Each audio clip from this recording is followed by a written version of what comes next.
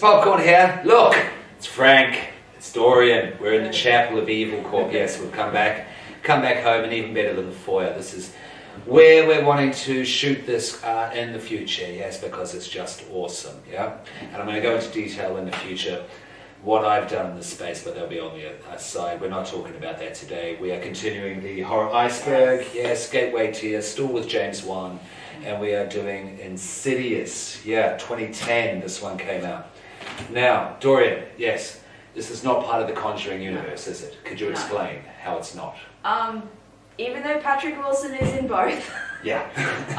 No, this is like an entirely separate thing. It's still supernatural, it's still James Wan, but it's an entirely separate storyline and different lore. I feel that the Conjuring, because they're based on like real stories, they're more so grounded in reality, versus Insidious is a lot more, you know, it's got their own lore with like, you know, these demons and the further and all that kind of stuff. It's a little bit more fantasy almost. Yes, it is. It's still a haunted house film. Yes. Yeah, and the three films that we've seen, in, even though Annabelle was not directed by Wan, no. He was a producer. A producer on that one. So he was still involved. Yes, and they've all been haunted house films. But Yes. this one is a bit more divorced from reality. It does definitely get more fantastical. Okay, just some basic information. Of course, it's directed by James Wan. Who's it written by there, Dorian? My friend Lee Winnell. Yeah. Now this is interesting. He also stars in the film. Yes. Yes, he does. Yes. You told me last week. Remind me again. His friend Specs and Tucker. Yes. Who's Tucker again? So for those who are just jumping on. Yeah, he's an Australian actor. I know him from like comedy improv stuff on an Australian TV show. Thank God You're Here, from back whenever. He's been in. I've also seen him in 100 Bloody Acres, which is another Australian. Okay. Like it's a comedy horror kind of thing, and okay.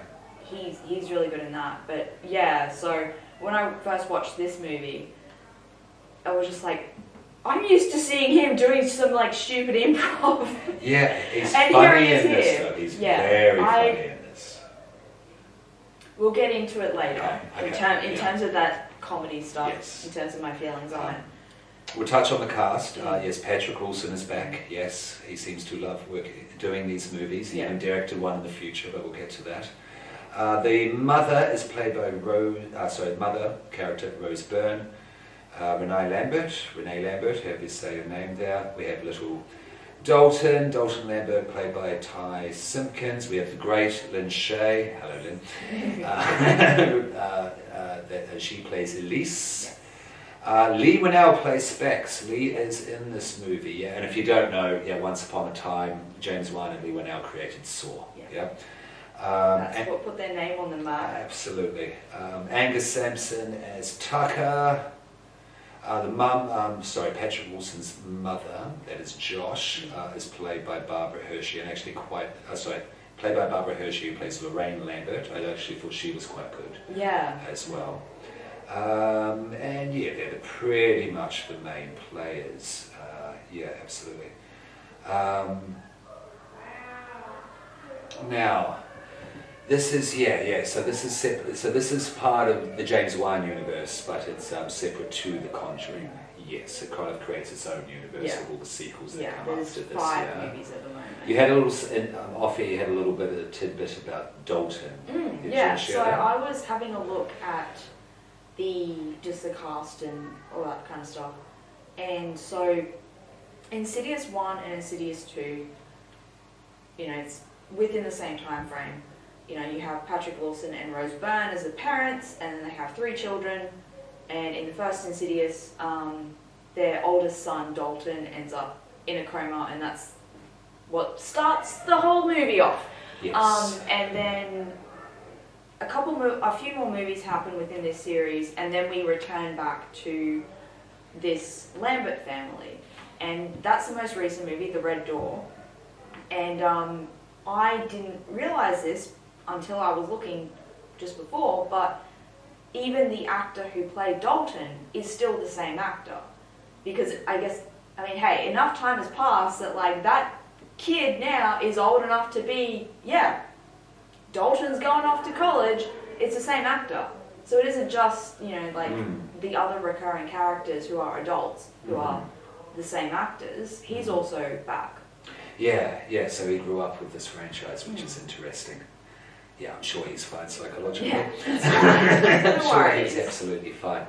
Okay, so far what have we covered in the James Wan portion of the Gateway tier? We started off with Annabelle. Yeah. Then we've done The Conjuring. This is the third film, yes? All right, so Annabelle is what it is. I think I enjoyed it a bit more than you, but it doesn't touch The Conjuring or this film. No, that is fair. Yeah. I totally agree with that. Okay, so I'll put my 2 cents in first. I did like this film. Like any of these films, they're not perfect. Yeah. You know, they are for horror fans at the end of the day, definitely. Not apologising for them, but they are made for horror fans, so they're not perfect. Now, which one do you prefer? Conjuring or Insidious? I personally prefer Insidious. Why? In terms of, because like I said, it's a little bit more fantastical. And then also, even just the way that it looks and feels. Like The Conjuring, at the very least the first one, because that one is more fresh in my mind. I think in part because of the time period. I associate it with like the color brown and sepia. Brown and sepia tones and that aged kind of thing, and it feels very warm and soft. And this one's a little bit nastier. Yes, it is nastier. It's more frantic. Yeah, it's more and then in terms of how it looks, I feel that the blacks are a lot richer and darker. Okay. When they're in the further, you have some interesting use of color as well, which helps, the lighting, like which helps sell that sort of fantastical feel. I prefer the lore and that kind of stuff in it a little bit more. And then also, like, I just good old lipstick face. He gives me Freddy Krueger vibes. Tiny Tim, as I call him, but he is amazing. Yeah. No, he's a great demon. He's a great baddie. Absolutely. I mean, I can't speak, it's been a hot minute since I've seen the later films in the franchise, so I can't speak as to how I feel about those. But comparing the first Conjuring to comparing the first Insidious, I personally prefer Insidious to The Conjuring. Okay. I prefer The Conjuring. Yeah, I think the pace is better. My first note here is literally the infestation, which is the first stage of possession of a home, or haunting of a home, where they just start, the ghosts or whatever, the demons or whatever, just start fucking things, moving an object, slamming a door, not quite sure, just playing with mind psychologically. I thought the pace of that was better, and I was more sold on the family dynamic. Of that one, because there's heart in both of these movies. Yeah, definitely. Yeah, and I thought, apart from Lin Shaye, I thought the human dynamic of it, and certainly when it related to the family unit, I thought Conjuring did a better job, because I forget the actor's name. Do you remember the actor's name? The mother of Conjuring? Lily Taylor. That's it, yes. Yeah, I thought she was way better than the mum in this. Again, this is not personal, don't know the person, the actor personally, just critiquing the work. Yeah, exactly. I much preferred her, but I'll get into that dynamic. And I thought, the camera work is better, it was more subtle. But I think that's purely subjective based on what you prefer, but we can discuss that as we go I also, on, to your point in terms of like, the subtlety and subtle build-up. Something that I felt while I was watching it, because I've seen it before, and I know that, like, which I'm pretty sure was in the trailer, it's not your house that's haunted, it's your son. That reveal happens at the midpoint in the movie. So up until that point, you're assuming it's a haunted house movie. Yes. And so I feel that it was kind of intentionally playing with those tropes. Yes. And so I agree with that. That could be partially why it was a little bit more blatant and not sort of that gradual build. Yeah. But also, that said, the moment the wife is there, I'm pretty sure this house is haunted, this is terrible, I want to get out of here, I want to move out. You know that it's not actually a haunted house movie because the husband says, okay, we'll move then. Because in an actual haunted house movie, Yeah, they don't do that. No, you're crazy. You don't know No. what you're talking about. You're Yeah. being irrational. We're not moving. Now that's interesting because there was a resistance from the father At a later point. at a later point. And I watched this movie twice, and I found the father became very despondent very quickly to the mother's reactions to what was going on in the house, and this seemed out of character. It he's a kind good of actor. was just like that. Yeah, he's a good actor as well. And I thought, what is happening here? Yeah. On the second viewing, when you discover that the father is an Had that- astral projector, he's a traveller. Yeah. This is how they get into the further. This happened to him as a kid, but it was suppressed. So the big baddie couldn't take his body.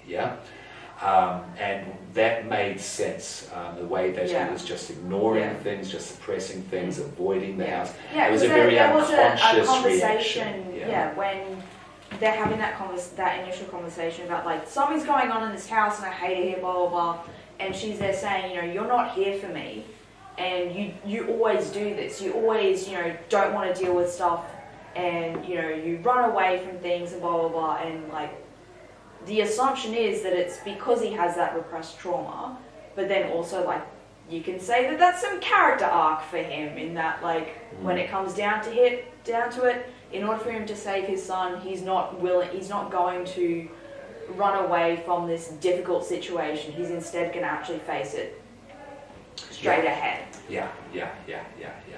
So he had to make that transformation within himself, which I did appreciate the second time round. It made much more sense, definitely.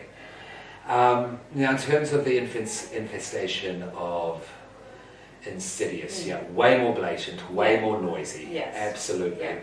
To the point of, at times, it's like the mother, you kind of should be losing your mind with what you're seeing, sort of thing. Oh, this is happening now. Yeah. This is happening the bit, now, the bit like with the baby monitor, which is always that's like... the first real sign that something's going like, wrong. that's always There's such a something good...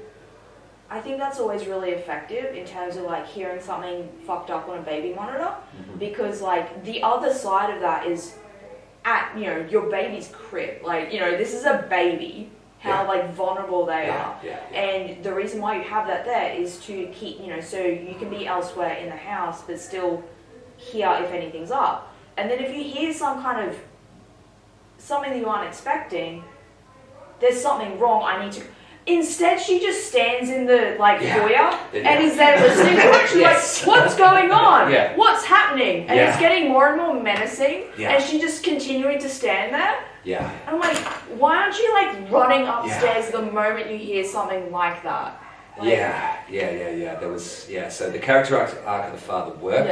The way the mother was reacting to things. The dynamic between it was honestly, with the exception of that, her response to things was very much the stereotypical like woman in the household that's like she's being irrational. She's being too emotional. It's very stereotypical. Yes, it was a little stereotypical. So I wasn't too fussed on that. But once it actually gets into the further and the fantasy, that's basically, you forget about that, you forget that for me anyway, so I prefer the infestation of the Conjuring because it was there was more realistic reactions to what was going on because the acting was better, pure and simple. What you're saying about lighting and stuff and colorization, that's more in the further part. And that's subjective. That's subjective. I do like that old school 70s looks with film. That's just subjective. I just feel that use of colour helped make The Conjuring feel more grounded in reality. Yes, a good point. Versus for Insidious, it made it feel a little bit more fantastical. Now, first of all, let's just explain the further quickly because I want to talk about how there were echoes, there were little signs of the further within the first half of the film. So the further, for kids, it's basically like the upside down in Stranger Things. Kind of. Instead of upside down, it's all around you. At all times. I think Stranger Things was kind of heavily inspired for that concept from this. Don't know for real, but it smacked of familiarity there, similarity. And it's just all the bad ghost demons, etc., trying to get into our world. Dalton goes into a coma, and then a whole bunch of demons and there's levels to their maliciousness, are trying to get into Dalton, ultimately to cause pain as what is lipstick. What do you call it? Lipstick face. That's what he's credited as. He's credited as in that. the end credits. That's what he's credited as. Lipstick face demon. We'll go with that. That's what was written. Yeah, when me and my friends, when we first watched it, we're like, oh, he just looks like Darth Maul. Yeah, little tiny Darth Maul. So we're all calling him Darth Maul, but then we're like, oh, he's apparently credited as Lipstick Face. Yeah, okay, sure. Yeah. But he was great. Yeah. Though. He's not in it as much as I remember. I thought he was in it a lot more. Mm-hmm. He's barely in it. He gives me heavy Freddy Krueger vibes, so absolutely. I'm on board with that. yeah, absolutely. Of course, same. But I liked seeing less of him than more. It definitely works. So there was some refrains and subtlety used there.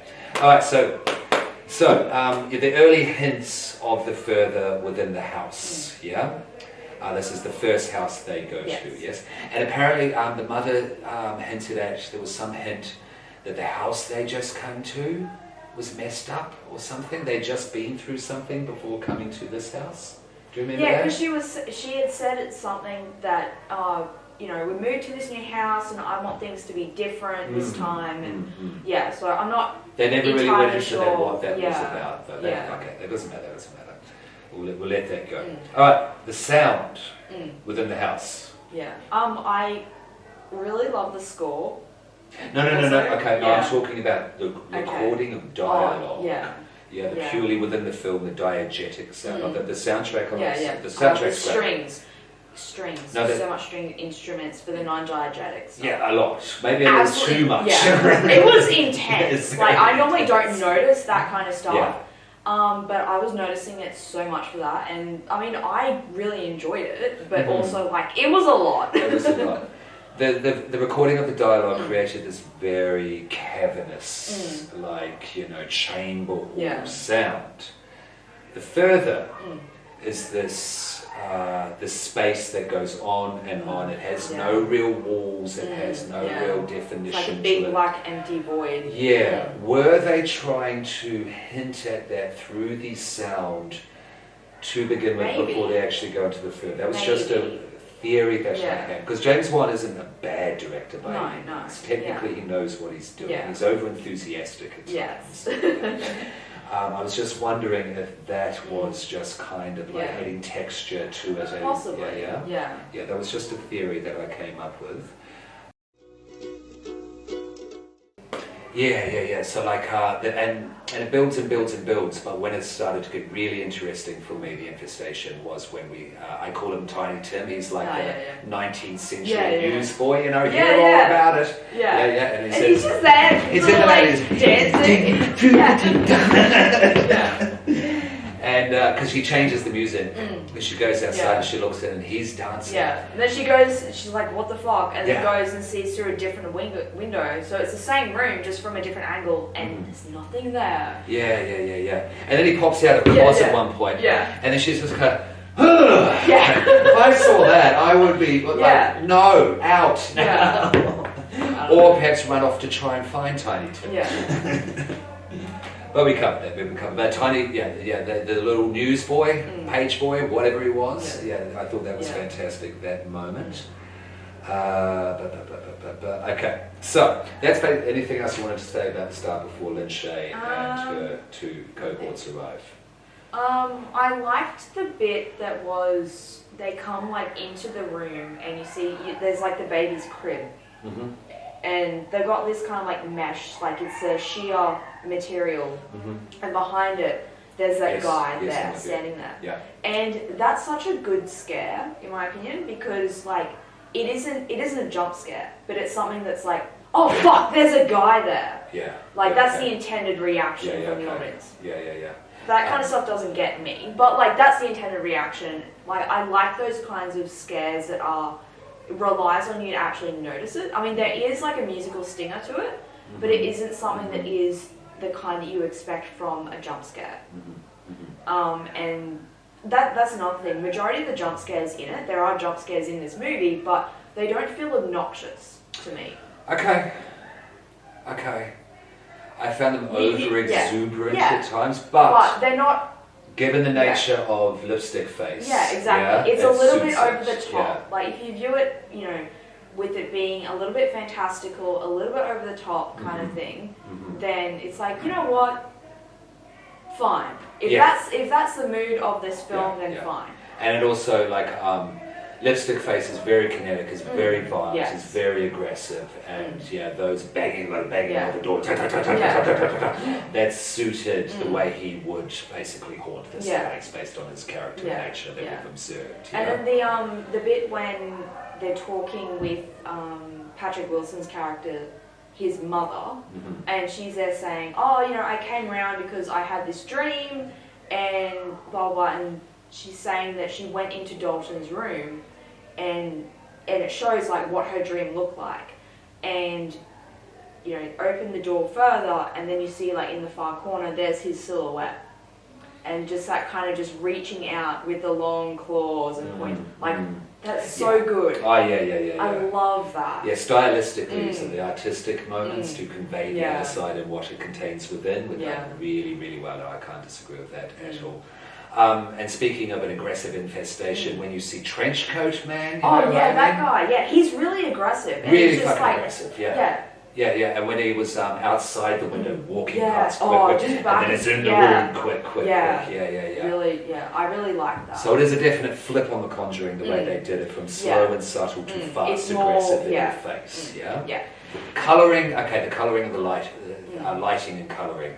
It was how did it work? It was a light blue with a tinge of green within reality a lot of the time, and then within the further it flipped to more green and a tinge of blue. Did you notice they basically flipped the colour scale there?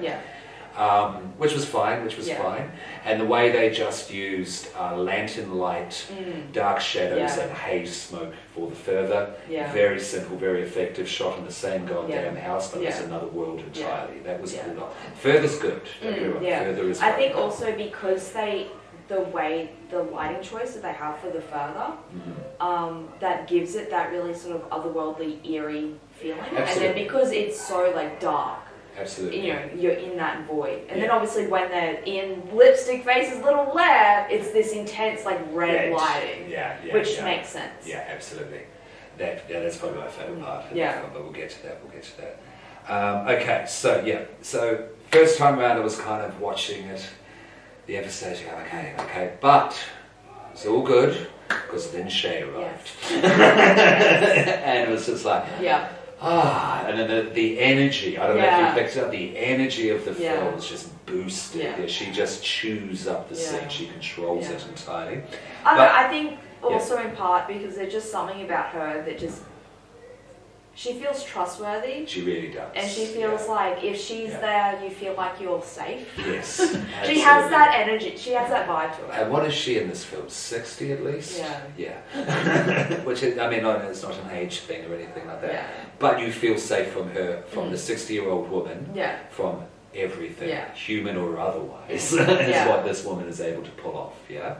No, she's absolutely fantastic. And of course she is accompanied by Specs and Tucker, who are paranormal investigators. One of them is Lee Winnell, and the other one, what was his name again? Angus Sampson. Yes, and they are fantastic because the rivalry between these two. They're just like, just little things here and there, and just through the window, by the window, down the general, he come tiptoe through the tulips. Like, oh, well, the things that I do and this equipment that I have is fantastic, and it's like, nah, that's a modified toy, but okay, go on. Do you know what a viewfinder is? Yes, I do. That's literally what it is. I had those when I was 5. But an issue that I do, like, as much as I love it, I do genuinely love it, I feel that the comedic energy that they bring to it, up until that point in the movie didn't really have that level of comedy. Okay, yeah. And so it felt a little bit disjoint, like out of place. That's fair. I do still enjoy it. You have a point. But it just, in terms of the overall tone of the movie, even with Lipstick Face being camp as hell and all that kind of stuff and over the top. Yeah, but that's more disturbing. Yeah, exactly. But the rest of the movie, even though it has that fantastical kind of feel to it, it is still, for the most part, playing it straight. And then there's really like moments of comedy. and then you have these two characters come in and their interaction with each other, and then being a little bit bumbling and putting their foot in it kind of thing, doesn't quite mesh with the tone of the rest of the movie. Fair. Yeah. But I mean, I still liked it. Yeah, so did I. I still enjoy it, but there is that. Because they are going for it. I mean, there is literally put lay your dicks on the table. Who's got the biggest torch? Yeah, scene. literally, yeah. It isn't that blatant, yeah. But I liked it. But good point. Praise Lynn Shay, yes. She has the what was it, Elise Rayner, or however they pronounced it. Yeah. Rainer, we say Rainer, they say Rainer, some sort of weird American way. It's my mother's maiden name. Oh. Yeah. There you go. Yeah. I just, it doesn't mean anything. It's just, we're related. Okay. Where are we? Okay. Now, Dylan goes into a coma. I wanted to talk to you about this bit because the first time watching it, I was like, that's fucking bad editing. But second time, I missed that point because he goes up to the attic of the new house, yes? Yeah. And the mother's up there and he climbs up a ladder. The mother in a previous scene has already seen there's a broken rung, on the ladder. He climbs up and falls down. But there is a moment where there's something creeping in the shadows. Yeah. Yes, I missed that the first time round because the first time round I saw him drop to the ground, and then there's the new baby that goes doing all that shit downstairs, and then about 3 minutes later he screams and they rush up, and it was like, what? That's a 3-minute break between what the causality of that is off. But then I saw the creep in the shadow and the sound.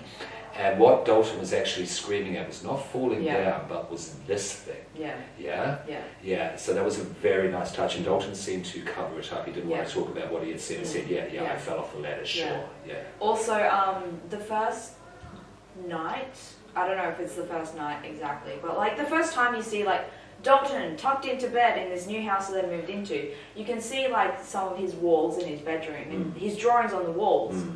He's already got that drawing on there of him saying, like, last night I saw myself asleep and then I flew away.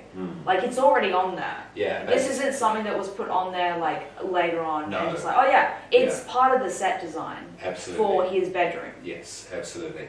And I like the little touch when he fell off and they put him in bed, and it's just a close up of the drawing just to have him as a superhero. Yeah. You may be a superhero, but you're not invincible. Yeah. But this is revealed to be so much more as we go, because Lynn Shay comes along and all the three of them together, the paranormal investigators, say, your house is haunted as fuck.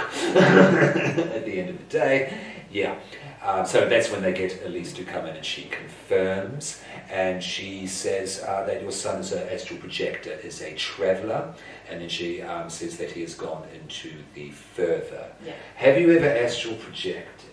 As far as I know, I have not. No. Okay. So just curious, yeah.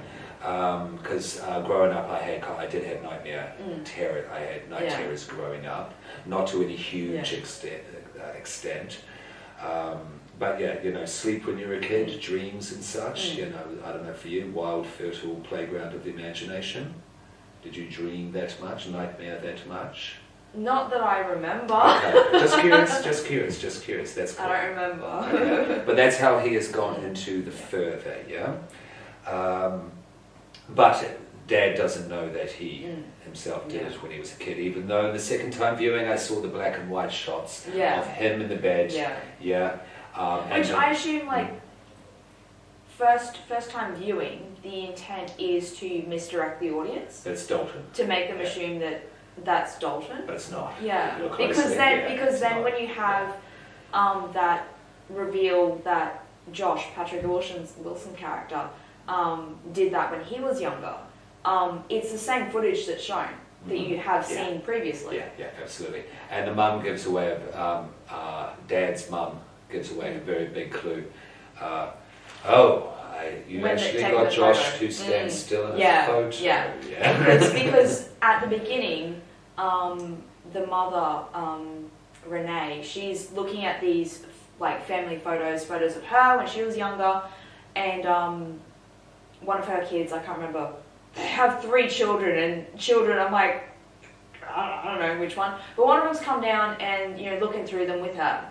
And like, oh, you know, I want to see some of the photos of Dad when he was young, Yeah. when he was younger. Yeah, And he she's was like, oh, young. we don't have any of them. Yeah. I don't know why. Yeah. And it turns out it's because he doesn't like getting his photo taken. Yeah. And then later on, his mother sees, oh, I can't believe you actually managed to get him to sit still for a Yeah. photo. Yeah. But, and the way she's looking, if first time viewing, you wouldn't really, you'd be like, okay, what's going on there? But once you know, it's like, oh, that's why she's got that reaction upon looking at this photo. Mm-hmm. But the audience is never shown what the photo is either. Mm-hmm. Yeah, and why that is, just to not miss out on anything. Dad's a skeptic this whole time. He loves his wife. That's why the investigators have come in. He's allowed it, yeah. He even moved again for her after soon moving into the house, moved again quickly because he does love the wife. But he is a skeptic, suppressing his own memories, suppressed memories, which is slightly coming to the fore. You can see through his expressions. That's why I thought he was quite a good actor the second time around, was with what he was working with. His brief there was quite complicated and nuanced. I thought, well done, sir.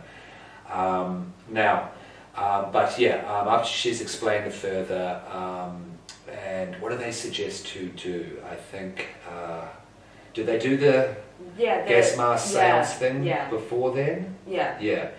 Okay, question then. Okay, when they were setting up for that seance and were showing all the equipment, they're like, this is giving me Saw vibes because of the close-up shots of the equipment was in a way that felt like shots of like traps and all that kind of stuff, and then also it had like some really quick cuts as well that felt very Saw. Like it wasn't like a one-to-one comparison, but it was more because it's Lee Winnell and James Wan. You see Or that James kind of Wan, thing. He was also credited as the editor for the film as well. Who? James Wan Oh, for really? Insidious. Yeah. So, but so because you have those two people involved in Insidious, you can't help but draw that comparison. And also, you know, like they have a working repertoire for whatever phase of production they're with. You're going to repeat things. You know, you have your own style. You're going to repeat things. But good point. Now, because she's just basically with this gas mask seance thing, she's just testing the grounds of the further at this stage. Trying to establish some lines of communication, trying to connect with Dalton and have a conversation with him. And of course what we heard in the baby monitor is heard through the gas mask as well, because her and specs work together in that so way. He's listening to what he can hear through the gas mask. Why the gas mask? I'm not sure. Just because it looks cool, like that was it? That was Why it entirely? not? Stylistic choice. There's a lot of stylistic choices in this movie. Was it almost goofy to you, the gas mask? I mean, yeah, but also like it looks cool. It does look cool. Okay. I'll give it a We're on the pass. same page. Yeah. So Lee Winnell's character is hearing what's happening and he's verbally like conveying what is being said, but also writing it down. I really liked the escalation of that because he's essentially writing down what he's hearing from what Dalton is saying in response to what Lin Shaye is saying to try to communicate with him. But then over the course of that, you know, it's like, oh no, I can't talk because if I do, they'll hear me. You know, they're gonna hurt me. Blah blah blah, that kind of stuff. Oh no, you know, help me. But then it turns into just all this really, really violent stuff, and the way that he's writing it as well. We assume lip face. He takes over the conversation at that point. And just the way that it's shot. So the audience isn't hearing those words. We're just seeing it being scrawled like really, really hurriedly, and the writing is getting more and more messy and taking up more space. And it gets more explicit. You know, it starts out with calling them a bitch and a whore and all that kind of stuff, and then it says saying, I'm gonna rip out your innards and eat them and all that kind of stuff. And explicit. And just showing that on paper and writing. Because Lee Winnell, he's good on screen. He's good on screen. He's not a bad reactor himself. That was done really well. I really, really liked that. And the way actually, dovetailing on that, when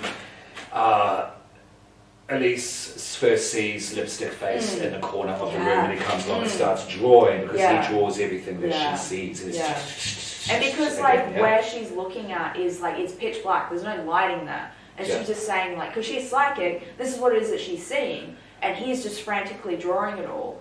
And the audience doesn't see any of that, what it is that she's seeing. All that we see is this drawing that's happening. Untrue, Yeah. And does she reveal it when she's talking about the demons that are trying to get in, I think, the drawing? Oh, no, it's shown on camera just after he's finished drawing, isn't it? So the haunting is definitely established. She's said everything about the further. You have all these peppering in that has happened in the past with the dad. And but the dad is still a skeptic, still doesn't believe even after this stage, and it isn't too going back to the pictures on the wall. He's at Dalton's bed saying, "You got to come back, buddy. You got to come back to me." And then, I know you can hear me. Give me a sign. And then in the background, one of the pictures falls down. Beautifully so. That Dalton is drawn of Lipstick Face, and then Lipstick Face, and a bunch of other stuff that Lynn Shay has talked about. You have a red door. Sort of, confirming to Patrick circle Wilson. With black eyes, sort of thing, and because it's got a wide shot of all the pictures now, and it's going. In my dreams, I flew away last night. What was the final one that cemented it in his brain that it was true? The final bit of text, if you remember. Because that drawing was like it was the superhero drawing. Because it was like last night I watched myself sleep. And then so it was like a drawing of him like lying in bed, and then a line through the center of the bit of paper, and then a drawing of him like in the night sky with his little superhero cape, and it says, "And then I flew away." Point being that he gets it, that he's an astral projector and he has flown away and he hasn't come back. And you've seen Lipstick Face there, which was already shown by Specs and Elise. We did also see him earlier when the Patrick Wilson's mum explains what it is that Renee is saying is true because I've seen it before, and when she explains the dream that she had and all that. At one point, the shot it's from her perspective, so she's looking at Patrick Wilson, and directly behind his head. So essentially, you're seeing about like that much of Lipstick Face behind him, and he's there, and that freaks her out. But like that moment is in the trailer and in a lot of promotional material for the film. As in, if you were to search for the movie on Google or whatever, almost every single image that you find will be that shot. You got to stop doing that. That's why I typically don't watch trailers. We're getting sick of the trailers. I typically don't watch trailers. There's a much more subtle way to do it. You can actually tell a little story with a trailer that relates to the film without showing what it's about. And certainly don't show the main players in the scares until they're actually revealed within the film. Otherwise, they're not scares. I have. The Pet Sematary remake. I didn't bother. Oh my god! They try to do I mean, this is a whole other tangent, but basically, they did like a whole reversal on which child gets killed.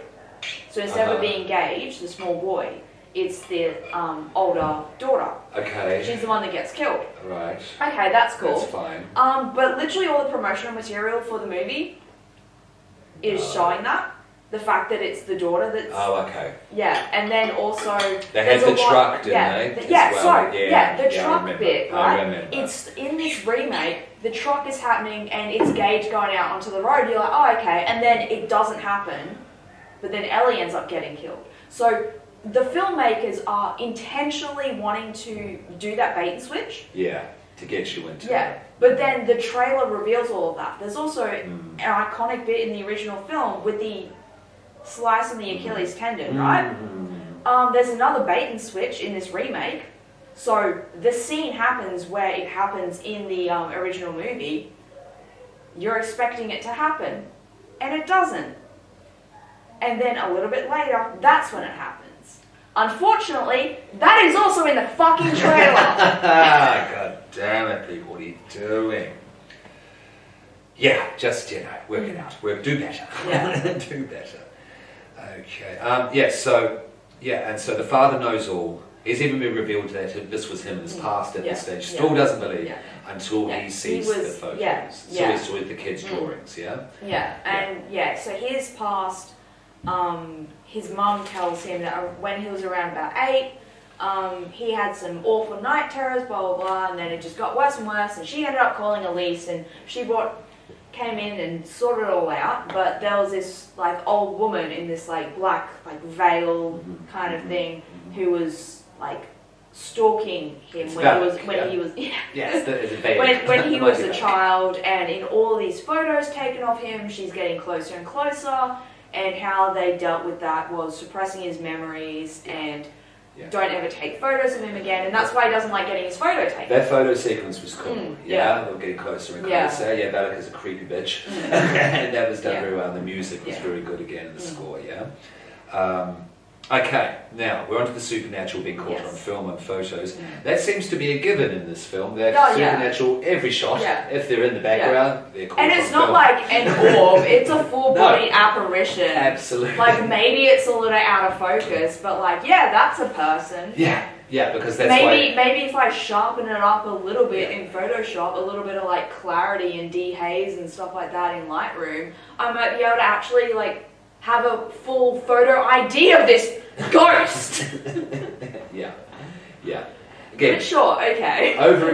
Great idea is just a bit over exuberant with them. Still creepy though, so we like. I'm pretty sure this is not the case. Tiny Tim and trench coat are separate. Lipstick face and trench coat is separate. They just shared a few scenes, sort of thing, and there is a switching of voices. I was wondering if Lipstick face was able to manifest itself as other. But then no, because he feels too theatrical. He does. So he feels too vain to try to be someone else. No, he wouldn't do that. Because he's a little bit too... No, you're right. And Elise does say there's a whole bunch of babies trying to get him, because she goes, they're the ones who just want life. What was the second layer? The second hierarchy? The ones who want to get into... Was it to cause harm to Dalton? Something like that. But and then those who just want to cause pain as to much the world, pain as possible. And then I forget the actual structuring of it. I loved how Lynn Shay said, and then there's this. And then pulls up Lipstick face. But he's just so like over the top and campy. Even that's one of the reasons why he gives me Freddy Krueger vibes. Like also like he has these long claws. There's one bit where he's there like filing them down, and he's just the way he looks and all that's that. Up like in his workshop up above. And he's got the full tiptoe through the tulips. And he's just hanging out there. He's grinding some sort of knife with its nails. Or something. And then I love that like. When Dalton's like, oh no, he's looking at us, and he just turn around, and there he is, like looking down at them through the window, and he's just standing there like this. Forked tongue, yes. Like posing. No. He's so dramatic. It's a proper thespian, actually. He's very, look at me. Pay attention to me, please. Definitely. Oh, that's obvious. Because like his little studio feels very much like an actor's space. Absolutely, yes. A dressing room. Oh, it even has, like the picture of Dalton, it even has him in his dressing room because it has the lights around the mirror. It does. Then he copied Hollywood Broadway diva. Absolutely. So, I mean, maybe his face really is lipstick. He's just gotten the lipstick and just smeared all over his face. Who knows? Does Lipstick Face come back in the others? I don't remember. We need to bring him back. That would be We need amazing. to bring him back. He was the star of this. Absolutely. What else have I got here? A lot of whistling in this movie. You notice that?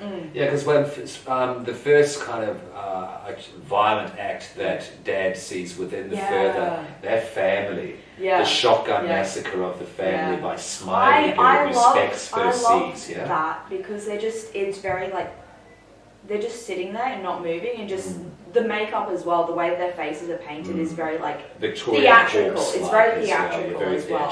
In terms of like the eyeliner around the eyes that makes the eyes look a lot bigger. That's a theatre makeup trick. Totally. But the fact that they're just kind of sitting there with these big fake grins on their face and not moving at all, kind of thing. And then he moves away. You hear the sounds of the shotgun. Yeah. And then you come back, and now they're like dead and slumped over, kind of thing. Very mannequin-like. No blood. There was no blood or gore in that. And then he goes away and he looks back and they're right in front of him and they do that. It's so cheesy. It's so cheesy, but like it's fun. It's fun. And that's why I like this movie. Fun. That's why I like it. And there's other moments like that. Elise goes, they're trying to break through into our world. Next shot, open closet doors, 17 of them in the car, in the closet, grinning. We're here. Here we are. Jump scare James. Yeah. That's what I wrote down in here. Jump scare James. Now, Lee Winnell wrote the script. Yeah. Now, I think the ideas in the script was better than the execution on screen. Yes? Not just in the presentation on screen, again, lots of fun, but really great ideas, were written onto paper. Is Lee Winnell the secret creative force behind the two of them? Not the the real creative force, behind them. Because I'm trying to think, like, comparing the James Wan films that I can remember well enough in my head versus the Lee Winnell films. I mean, this is probably more subjective than anything else, but I definitely do prefer Lee Winnell's movies to James Wan movies. Can you name a few for the children? Can you name a few of the So obviously the James Wan ones, that's all, Conjuring stuff. I don't know exactly what he did for Dead Silence, but that one was a fun one. That's a fun little campy, cheesy thing. But Lee Winnell, I adored Upgrade. Yeah, that one's very like cyberpunk-y kind of. Great Australian film. Yeah, fantastic that one. Invisible Man with Elizabeth Moss. Really fucking good. Adored that one. That's a mainstream hit as well. That went through to the mainstream. He's working on production has started for him doing a remake in the same way that he did Invisible Man. He's now working on The Wolfman, which I'm really excited for. I think we're going to see a much more subtle. A lot of Lee Winnell work, Lee Winnell's movies have a little nod to Saw in them as well. There's one in Upgrade. There's one in Invisible Man. In Upgrade, it's some graffiti on a wall of Billy the Puppet, his face. There's a similar kind of graffiti on a wall in a parking lot in Invisible Man of Billy the Puppet. Billy the Puppet is in Dead Silence. There's a lot of puppets in that one. There's a room. That's pre-Saw. No. Is it after? After. Okay, sorry. And there's a lot of puppets in that one, and there's a room where there's a whole bunch of them, and you can spot Billy the Puppet in that. But something that I noticed in Insidious, so Patrick Wilson's character is a school teacher, and there's a scene where he is in the classroom. He's got the chalkboard behind him, and you can see a little doodle on a little drawing on that chalkboard, and it's once again of Billy the Puppet. His little face. Yeah, that's great. It's an Easter egg of his own creation. Yeah, so I'm really interested in seeing where it's going to be in The Wolfman. Like when I saw Invisible Man, I'm like, I know it's going to be in here. I wonder where it's going to be. And then when I saw it, I'm like, there it is. Where is it in The Invisible Man? When she's pulling out of the parking lot, escaping from the hospital. The fuck? Yeah. Fuck. Like, so, as in, like, the car headlights shine on a wall. Yeah. And it's part of the graffiti on the wall. Oh my god. Yeah, I felt like, that meme of Leonardo DiCaprio, like, pointing. Yeah. That's me. That's me every single time. Yeah, on the couch. Yeah. Once upon a time in Hollywood. That's me. Fucking hell. Okay, that's so cool. Yeah. We like Easter eggs. We're certainly horror Easter eggs. That's for us. That is totally for us. Yeah, so I won't I need to watch more, I need to think about it more, but that is a valid theory. That is a valid suggestion. But it is subjective as well, because if you like jump scare, spooky, jump scare. I mean, you can also argue that depending on who else is involved in the making of that movie and what impact they've had on the overall film. That also plays a role, because like I associate a lot of Blumhouse films, a lot of stuff that has Jason Blum as a producer, I associate that with PG-13 horror that is primarily jump scares. A lot of, like, I mean, Get Out, for instance, that's a Blumhouse movie. Yes. So, like, you know, just because it's a Blumhouse movie, that doesn't mean that it's that kind of thing. Oh, how do you mean it's a Blumhouse movie? As in, that's a production company. No, that's Monkey Paw. Yeah, Monkey Paw and Blumhouse. Oh, you're right. Apologies. Yeah, it was a co-joint thing, wasn't it? So there are Blumhouse movies that are not that kind of PG-13 jump scare kind of mass appeal kind of film, but I associate that production company with that type of film. And we have seen that now that he's joined forces with blah blah, because his is Atomic Monster. He's now officially joined forces with Blumhouse as well. And as we've discussed, children with Imaginary and Night Swim, but let's not even talk about that again. Let's focus on Imaginary. The PG-13 thing. For me, my fear is that it's this is becoming Disneyfied. But we've discussed go back and have a look at Imaginary. We go into detail with it. Do you have any thoughts on that? I haven't seen Imaginary. Okay, If you do, let me know. Because I do have a fear that the PG thing is becoming more infested. PG-13 horror. I feel that it has always gotten a bad rap. It can be done well, but it's often a death knell for it's a lot just of that a lot of the time, creators. Again, it's because it's made with the intent of to appeal to as wide an audience as possible, and so that means that for people who are actually into horror, it's not going to appeal to them quite as much. Absolutely. And then obviously those are the films that make the most money, and so they're going to continue making those movies, and then movies that actually get a cinema release are the ones that are going to make the money back. Okay. And that's why we have that issue, and that's why it's frustrating. But also, like, I want more interesting, cool stuff from Blumhouse, because in that you can we've been talking about gateway horror.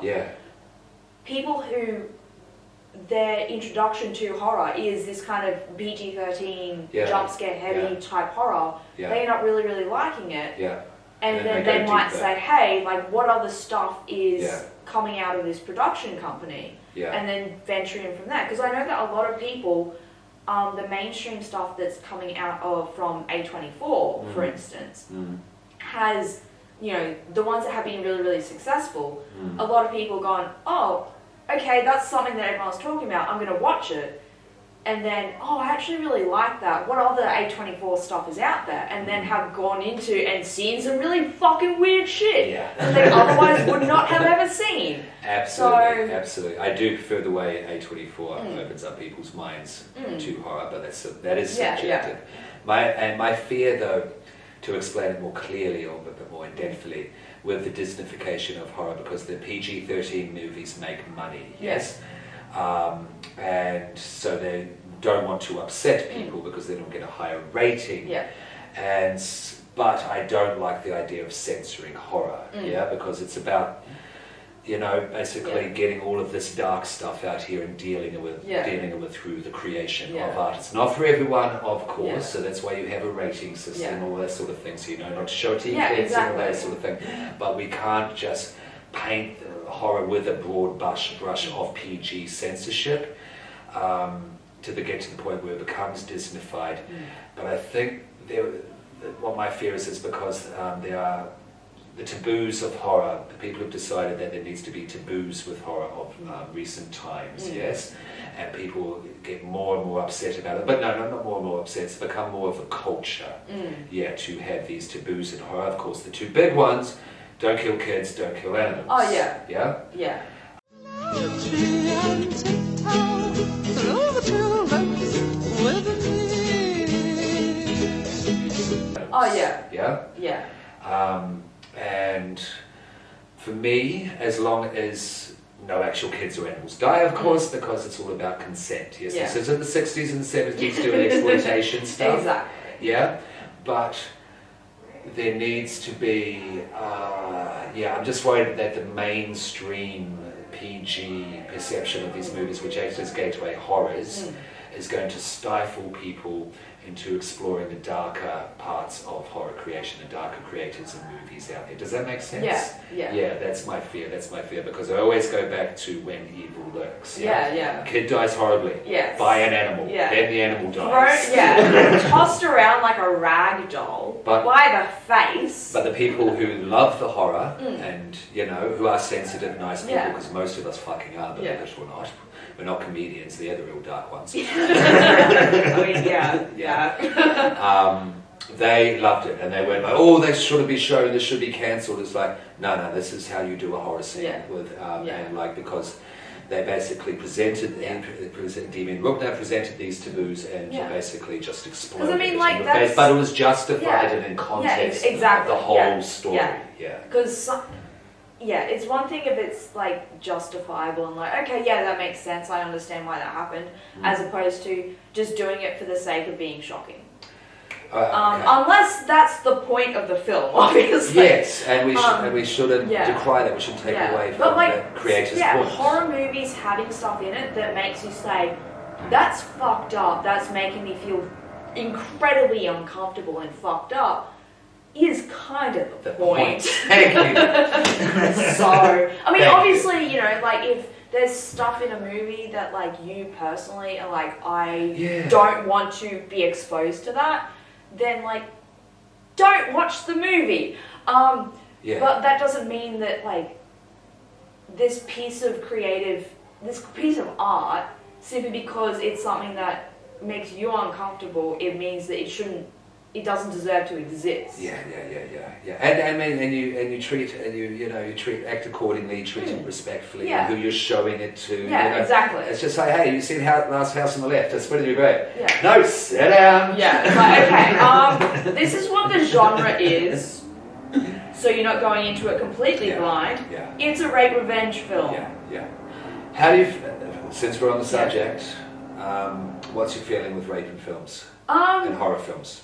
Let's just stick to that, It depends on, again, like the context. Exactly, absolutely. And the way in which that it's shot. Yes. Sometimes rape in films is shot in a way that it's really obvious that it's just done for the sake of being gratuitous. And to get off the male gaze of the and that's male director. And then it's like, okay, I don't care. But if it's done in a way that, the way that it's shot isn't like gratuitous or like it makes sense as much as it can for the sake of the story, character arc, whatever, then okay, that's the thing that's happening, sure. Yeah, absolutely. Have you seen the movie Revenge? Yeah, I was about to mention it. Yeah, go ahead. That's a fantastic. That is a rape revenge movie, but the rape itself happens off screen.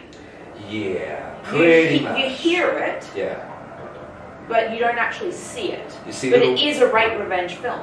You'll see a bit of like the hair, shoulder, but mostly what's focusing is the raper guy, who's a fucking disgusting beast.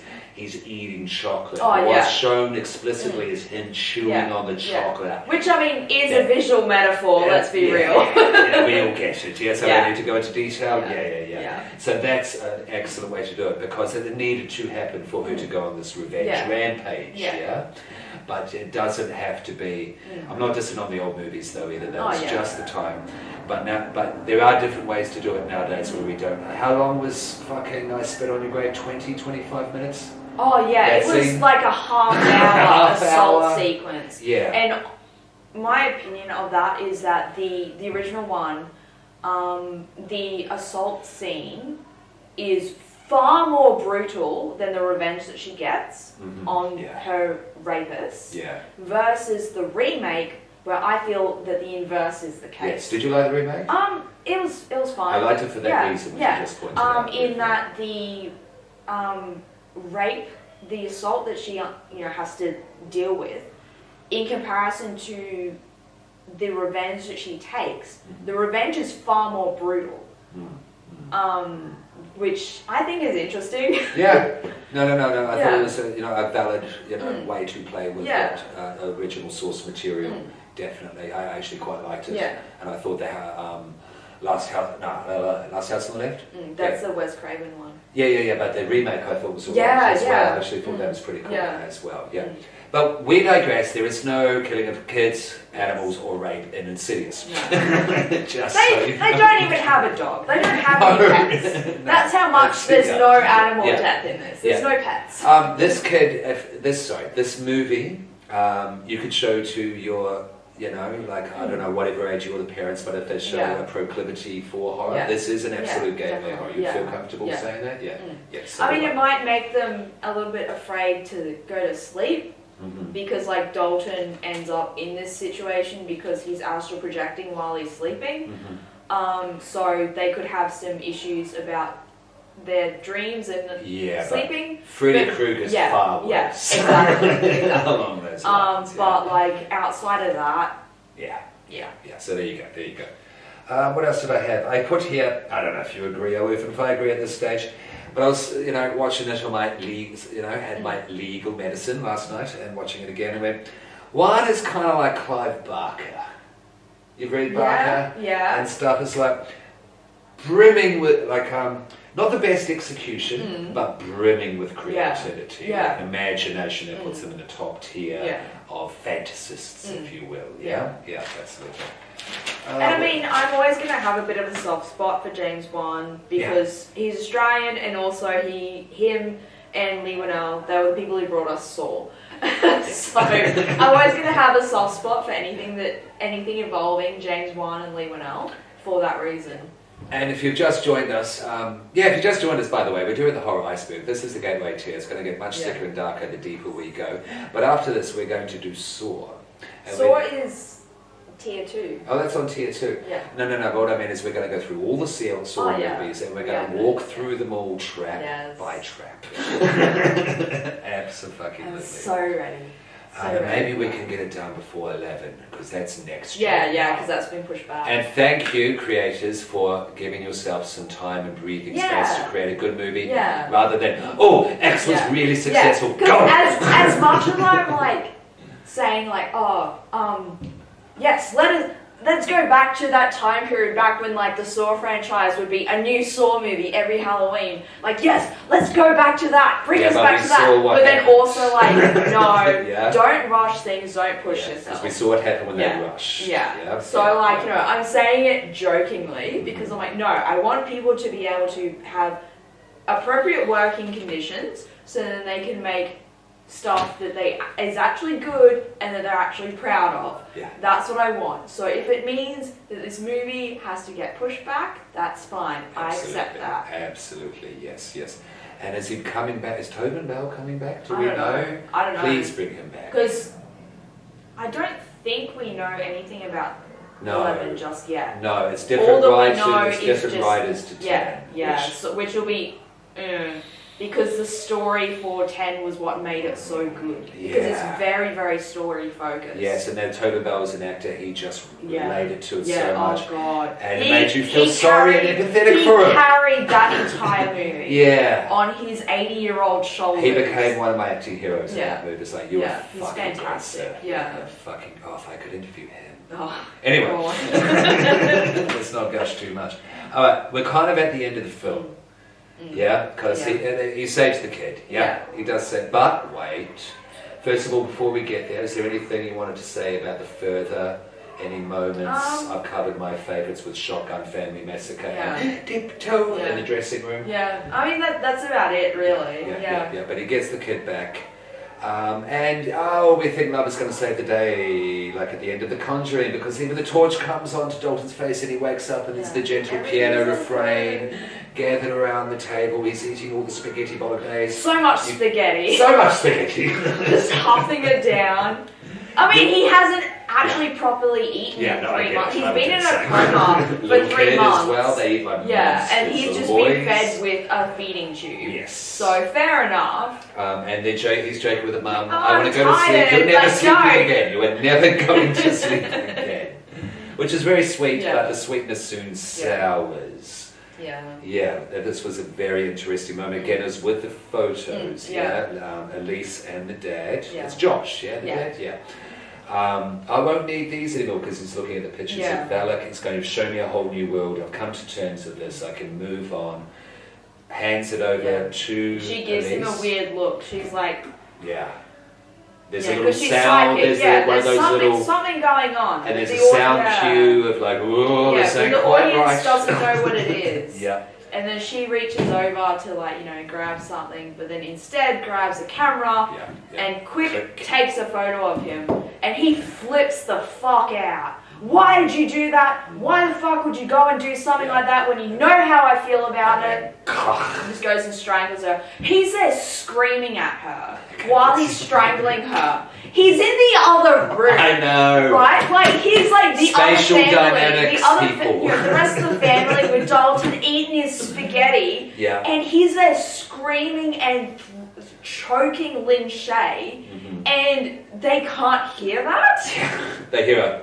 Yeah, they hear some thuds. It's like, what's going on there? Take Dalton. I'm going to go and check it out, see what's happening. Yeah. Okay, yeah. So, Okay. Yeah. Over enthusiastic. Yeah. That's all great. Yeah. So Mum comes in, Lynn Shay. Yeah, no, she's just dead. in a state of rigor mortis. Yeah. Yeah. She's apparently been dead for a bit of time. Rigor mortis, Yeah. super pale, blue lips, everything like. And then there's a flashback to what we've just seen, but what Elise Lynn Shay, actually saw. Yeah. Yeah. The hand as he handed those photos to her. His hand wasn't Patrick Wilson's hand. No. And so Yeah. there's something spooky going on there. And then I think before the big reveal, because the holder of the hand says something. Did you notice that they changed Elisa's voice like that to kind of match the what was going on with the gas mask and all that sort of thing? Yeah, just for that little moment, just to further emphasise, this ain't right. And then big reveal, lo and behold, Valak. Yeah. Yes, and Valak becomes the big bad for the that's the sequel. the second. The second film. Yeah, we'll just say second for now. Yeah. Absolutely, and then rushes at Elise. So we've seen that strangled. Then Mum enters. Yes. At the very end again, because she's seen Elise and she picks up the camera. Yeah. She sees Valak in the camera because all this sort of supernatural culture on film. Yeah. And that's when the movie ends. Up. Tap on shoulder. Oh yeah, that's right. Josh Put is your hand, dead. I'm here. What's the mother's name? Renee. I'm here, Renee. Yeah. Turn around. Yeah. And that's where it And ends. then big red font, Insidious strings. Yeah. Oh. It's so just over dramatic. It's so like, no, we're doing this big over dramatic spooky movie. Like the opening credits are very spooky, and the opening titles, big massive red font saying Insidious and these intense strings. It's like, okay, that's what we're in for. Was this just to move away from the stylization and the whole approach to the Conjuring, as you said at the very start, basically? Yeah. Absolutely. It's love does not. Stylistically, a massive difference. Yeah, and love does not save the day. Yeah. This is not a happy ending with this one at all. Yeah. Also, when we were talking about The Conjuring last week, I was there saying, sure, it ends really happy, and here's this family, and everything's happy now. Let's ignore the fact that, like, Mum was possessed and tried to kill us. That's fine, there's no trauma ongoing from that. In Insidious Chapter 2, the sequel, it directly continues on from that. So you have Patrick Wilson being possessed and trying to kill the family. The most recent one, The Red Door, is continuing on that storyline, however many years later. They're traumatized. The parents are divorced.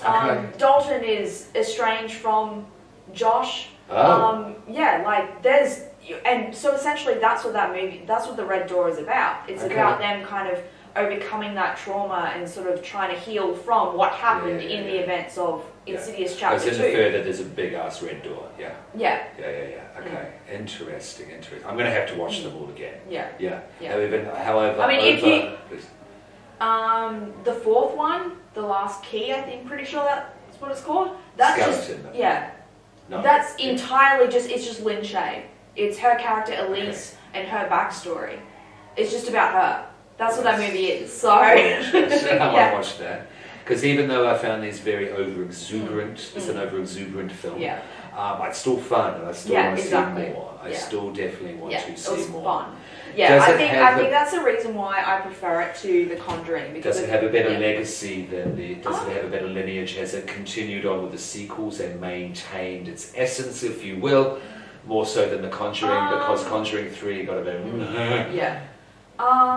I haven't, with the exception of me rewatching Insidious today, all of the movies in the Insidious franchise, I either watched them in cinemas when they came out, or shortly after they came out. Do we need and to I cover have not seen them since, so I can't really talk on specifics. From what I remember of Chapter 2, the sequel, I saw that in a packed cinema. Okay. As in, I was the second row from the front. Ooh. That's how packed it was. And it was so much fun. I have not had so much fun seeing a horror movie. Fantastic. Because all of the like jump scares and all that kind of stuff that was happening, the audience was so on board with it. Everyone was, but it wasn't a case of people being scared. It was people having fun with it. It was a very fun movie from what I remember. Okay. From what I remember of 3 and 4, and even The Red Door, which is the 5th one, from what I remember of those, they're a little bit more serious. They don't feel quite as fun. Okay. But again, my memory is hazy. I don't know. All right. Well, how about this? If we, as we continue the iceberg, and if we end up, whatever point we end up watching, these other Insidious films, we'll just mention them as an addition to what we're initially talking about. Yeah. Okay. Cool. Because we've got Saw to focus on next as well. Okay. I think that's it. The last note. They knew they had a sequel on their hands before they started making this film. Oh yeah, absolutely. Because totally. The entire setup of that end bit, after they rescue Dalton and he's eating his spaghetti, everything after that point is setting up the sequel. That's why Valak appears throughout without really any kind of, there is, her in the background, that sort of thing, but it's become Lipstick Man, that's who we're Lipstick Face, that's who we're focusing on. Valak is untouched, comes at the end, fucks up the whole happy ending. They knew they had a sequel and this was going to be the big bad Valak. Do you like Valak? Because the nuns, I don't like the nuns. It was so boring. If I ever feel the need to check off that list on Letterboxd of like completed, because you know how on Letterboxd how you have like in your stats, your like completed collections and stuff. Oh, do you? Yeah. Okay. There's some on there that's like close to being completed, and sometimes I'm like, no, I'll get to 100% on that. So at some point I might end up watching it, but... You mean The Nun 2? Yeah. I mean, just so then I can say that I've completed it. But I really that's the only reason. Maybe I need. I think maybe in like a more group setting or a party kind of setting, that's a good idea. Would be better. Watch along as opposed to as opposed to alone trying to actually take it seriously. Because I'll just be on my phone the entire time. Yeah. And be like, sorry, what? What's going on? What's happening? Yeah, that's why I'm glad we're going back to these films on the gateway tier, because this is the classic Blumhouse James Wan stuff. And they're really good. They're really good. And I love the Sinisters. I love the Purges. All the early movies of this early foundational stage. Yeah, that original Sinister, so good. Scott Derrickson he did Sinister. He did The Black Phone as well. Which is also with Ethan Hawke. But he is doing a remake of Night of the Hunter. It's apparently going to, instead of it being a remake of Night of the Hunter, because that's an adaptation from, I don't know if the book is of the same title or not, but it's more of another adaptation from the book rather than a remake of the movie. Oh, okay, well that's something, Okay, and apparently, like when I was reading the article about like this new movie being in the works, it was saying that there's stuff in the original book that is pretty dark and fucked up that isn't in that original film. Okay. So I'm like, okay, And you from can what I've make a seen dark-ass film. from what Yeah. I've seen from Scott Derrickson. Make a dark ass film. Yeah. Okay. Yeah. Okay. We'll okay. see. Yeah. Cool. I had something, but it's gone. That doesn't matter. What about a rating? You remember our sister? What do you do? Because I had so much fun with it and I really, really liked it, I rated The Conjuring 3.5. did I, I really like this one. I like it better than The Conjuring. Okay. I had a lot more fun with it. Yeah. Because of the tone it's not quite as grounded in reality. And so I'm personally rating it 4 out of 5. Okay, fair. So I really enjoyed it. It's delicious. You found it delicious. Yes. Okay. It was a lot of fun. Yeah. It's a fun movie. Yeah. I will give it 3.5. So it's very satisfying. So it's very enjoyable popcorn, and every so often it's like, what is this? Yeah. Is this a peanut M&M? You know what I mean? There were little delicious candy treats in the popcorn there. Yeah. So I'm glad I watched it. Yeah. I didn't mind watching it the second time round. I would happily rewatch it, and I kind of want to watch the sequel now. Rewatch that one. Yeah, no, I'm going to. Yeah. I'm going to before I watch. Because literally all I remember from the sequel, is stuff in the further, and like all of that stuff, and some of the jump scare moments in that. Some ghost just jumping out of nowhere, screaming at someone's face and slapping them across the room. And the entire audience in this packed cinema just absolutely losing their shit at it, laughing so hard. My God. Yeah. So I kind of need to rewatch it. Okay, cool. So, last, what are we doing next? We have left. We have Scream. We have Nightmare on Elm Street, Child's Play, and Friday the 13th. Now, we wanted to do a link between to the second tier. Remember we had that conversation? The Wes Craven ones. The Wes Craven, so we'll leave Nightmare to last then, yeah? So that begs the question, is it Scream or Chucky, isn't it? And or Friday the 13th. Yeah.